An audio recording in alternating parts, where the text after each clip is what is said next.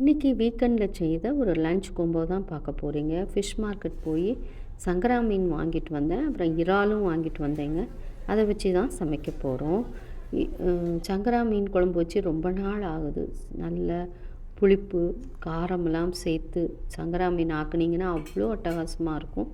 சோறு வெந்துட்டுருக்கு, வடிக்கணும்.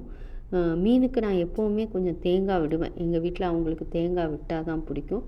ஸோ தேங்காய் ஊற்றி நல்லா கொதி வந்ததுக்கப்புறம் அடுப்பை சிம்மில் வச்சு நம்ம அடுப்பை அணைச்சிடலாம். எண்ணெய் மேலே வந்த உடனே மசாலா வடையெல்லாம் வதங்கின உடனே ஏற்கனவே நம்ம சேனலில் டேஸ்டி ஃபிஷ் கறி இருக்குது, அந்த ஸ்டைலில் தான் வச்சுருக்கேன். ரசத்துக்கும் இன்ஸ்டண்ட்டாக வறுத்து பொடிச்சு அப்பப்போ வைக்கிற ரசம் அது மாதிரி தான் வச்சேன். ரசம் கொதி வந்துடுச்சு, ஊற்றி வச்சாச்சு. போன வாரமும் கொத்தவரங்காய் பொரியல் தான் வச்சேன்.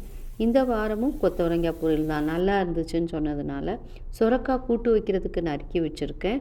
இறால் ட்ரை ஃப்ரை பண்ண சொல்லிட்டாங்க. கூட்டு வேண்டான்னு சொன்னதுனால இறாலை மக ஸ்டைலில் ட்ரை ஃப்ரை பண்ணிகிட்ருக்கோம். மகளும் சேர்ந்து தான் சமைச்சா.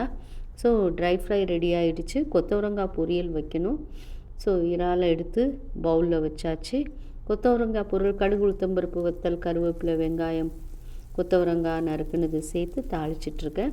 இதுக்கு ஒரு மசாலா அரைப்பேன். எப்போவும் சீரகம் சோம்பு பூண்டு வத்தல் அப்புறம் தேங்காய் போட்டு துவைச்சி இதை போடும்போது அந்த கொத்தவரங்காய் ஒரு தனி சுவையாக இருக்குங்க. பொரியல் கொத்தவரங்காய் பொரியல் மட்டும் இப்படி மசால் சேர்த்து அரைச்ச தேங்காய் சேர்த்து நல்லா பச்சை வாடை மடங்குற வரைக்கும் வதக்கி இறக்கிடுங்க.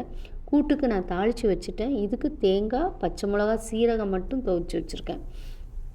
ஸோ கூட்டுக்கு தேங்காய் போட்டு கொதி வந்ததுக்கப்புறம் தாளித்து கொட்டணும். ஸோ தேங்காய் போட்டு கொதி வந்துடுச்சு, தாளித்து கொட்ட வேண்டாம். அப்புறம் தேங்காய் எண்ணெயில் சங்கரா மீன் பொரித்தேன், சூப்பராக இருந்துச்சு. ஃபிஷ் ஃப்ரையும் ரெடி ஆகிட்டுருக்கு. கூட்டுக்கும் தாளித்து கொட்டியாச்சு. எல்லாம் பவுலில் எடுத்து வைக்க வேண்டியது தான். ஸோ இந்த கூட்டு பொரியல் இப்படி பரிமாறும்போது சூப்பராக இருக்கும். பொரியல் எடுத்து வச்சுட்டேன். ஃபிஷ் ஃப்ரையும் ரெடி ஆகிடுச்சு. சோறு எடுத்து வச்சாச்சு. பொரியல் கூட்டு ரசம் சங்கரா மீன் குழம்பு சங்கரா மீன் வறுவல் இறால் வறுவல் மோர் அப்பளம்னு பரிமாறினேன்.